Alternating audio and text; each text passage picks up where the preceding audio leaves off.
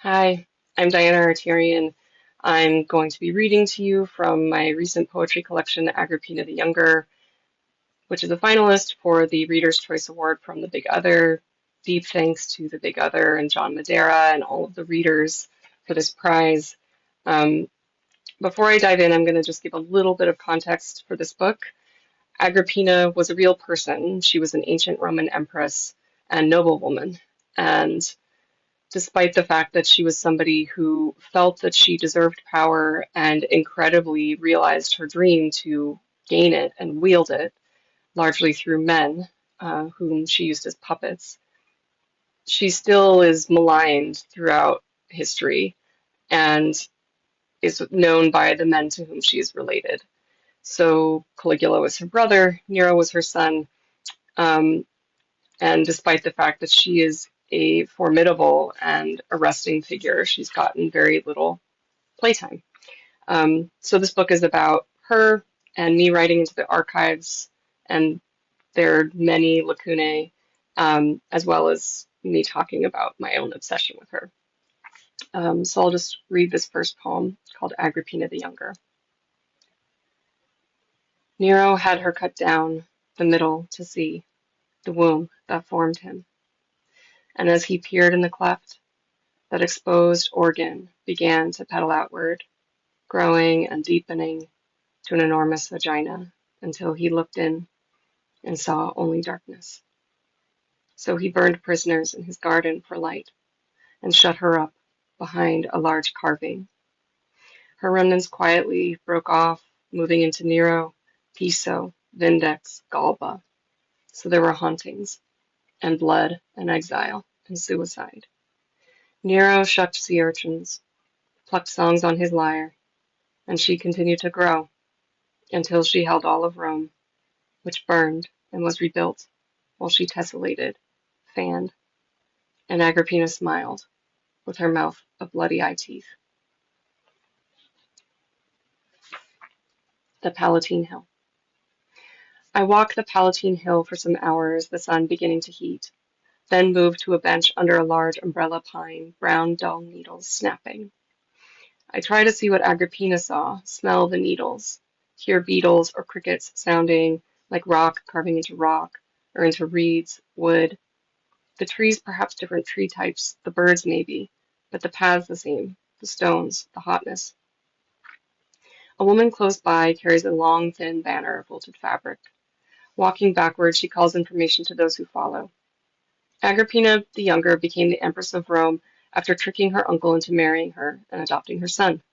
She murdered her uncle later. And I smile, for how strange that a handful of men defined this woman's life narrative. And it continues, even as the buildings she moved through have begun to crumble back to the earth. The Palatine Hill. I'm here to collapse the disk of time, stand beside her. But these aren't even all her same structures. I look at one and my mind turns to how she might have passed through an archway, hand grazing a wall, then the placard, 200 years after her death. It all looks ancient to my ignorant eye. And what holds or fails is so arbitrary. Frescoes from 2 millennia ago appear fresh. A large, relatively young marble building reduced to nubs and dirt with a dark sign as a marker. Then there was the taking of stones from one thing for another, the huge bronze statue thrashed to pieces for valuable reuse. The many stackings of Rome brought fire and blood, but amazingly raised little. I learn what survives best is buried. What is buried continues to surface. With each dig for a subway line, more. After excavation, a little metal gate at its lip so you can peer. Cats are quick to move in. The city built, torn, built over, so every scene is thoroughly changed since her lifetime. I can never see her visions. A strange wanting. This is a continual dance of nearly but not, sapping me. It is so hot and dusty here, the moment I return to my rented space, I fling my shoes and lather from my feet up to my knees. Prone on a couch under cool air, I think of the ancient cave found in France, the rock where cave people stubbed out torches.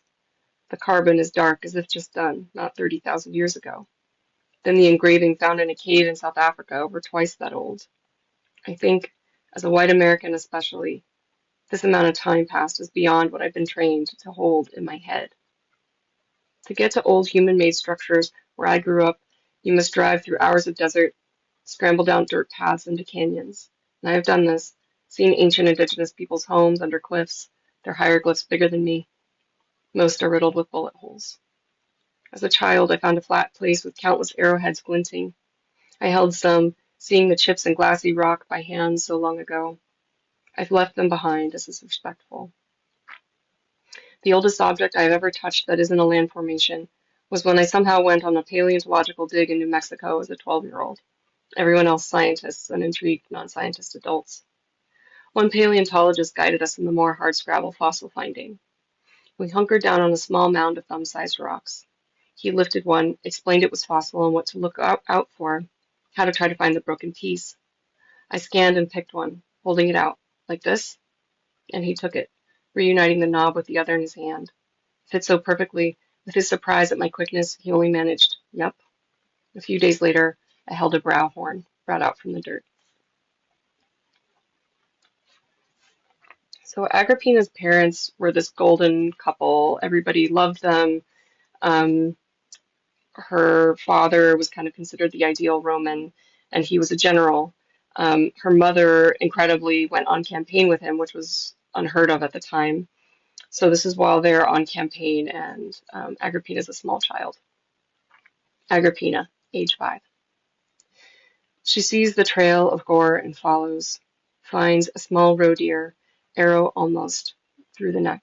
Crouching, she pushes it out, breaks the tip, slips the shaft from the deer as it kicks weakly.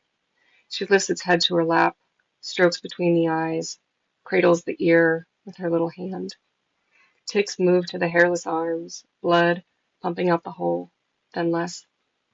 The breaths more and more shallow. She hums as her mother does the baby. The deer's tongue slips quietly from between its teeth. The girl still pets as the woods and head grow cold. She eyes the large warm belly, wants to press, massage whatever out, build a fire beneath so the flesh will open and show. She sees the fire, the fur, all blackly twisted, skin splitting, the pink fawn's eye on her. This is when she marries her first husband. She's 13, which is not uncommon, an uncommon age for women. Agrippina, age 13. Domitius gives her a ring of iron. Agrippina fingers it under her robes while slaves weave her hair with flowers, place gold on her neck and wrists. She thinks of the man older than her father ever was. At the ceremony, a pregnant sow is brought forward, dark and wreathed in leaves. Wine, crumbs from holy cake are dusted on its brow for the goddess Ceres, for Terra Mater, for this marriage. A man raises his axe, blunt side down, strikes the sow, slices the stunned animal's throat, opens her belly. The priest pushes fetal piglets aside, handles the entrails close to his eyes, looking for flaws. Another man places the insides on an altar for burning. Domitius watches Agrippina while the men butcher the pig, char the guts. She does not look away. The priest steps into the blood, face covered, prays in whispers, a flute drowning out any ominous sounds.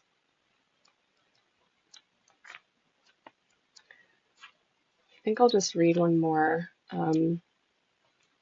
Nero famously had his own mother assassinated. He had a self-sinking ship built. He tried to poison her. He tried to do all these different things. And this is my rendition of her assassination. The assassination of Agrippina. The ship a tall flame on water. Agrippina drags herself onto shore, covered in sand and water greens. She pants on her back a while. A light there on her eyes. She opens, sees a bright blade. There is no stopping what has already happened. A band latches on my throat. I want her to have power of command here too, to slow the inevitable down to tenderness. Wait, she says, and he does. They sit cross-legged, telling of things, every moment that led to this one. But time passes. There's no more to tell. Agrippina grows quiet. I suppose you should kill me. The man looks away. Here, she says, trains the knife on her wound. Do it here so maybe he, too, will feel it. Thank you all so much.